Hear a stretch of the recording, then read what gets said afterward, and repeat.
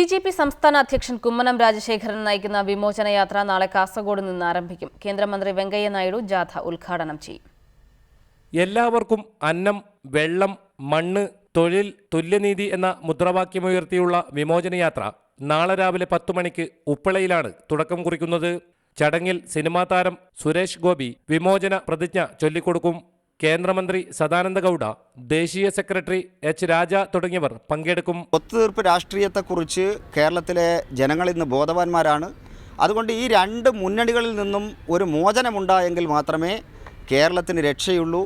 ആ മുദ്രാവാക്യം ഉയർത്തിക്കൊണ്ടാണ് ഈ ജാഥ കേരളത്തിലെ 140 നിയോജക മണ്ഡലങ്ങളിലും സന്ദർശിച്ചുകൊണ്ട് ജനങ്ങളുമായി സംവദിച്ചുകൊണ്ട് മുന്നോട്ട് പോകാൻ വേണ്ടി പോകുന്നത്. സംസ്ഥാനത്തുടനീളം വിമോചന യാത്രയ്ക്കിടയിൽ വിവിധ സാമുദായിക സാംസ്കാരിക നായകർ തുടങ്ങിയവരുമായി ചർച്ചകൾ നടത്തും.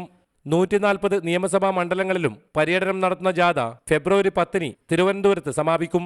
കേന്ദ്ര ആഭ്യന്തരമന്ത്രി രാജ്നാഥ് സിംഗ് സമാപന സമ്മേളനം ഉദ്ഘാടനം ചെയ്യും. KV Baiju, reporter, Kasaragod.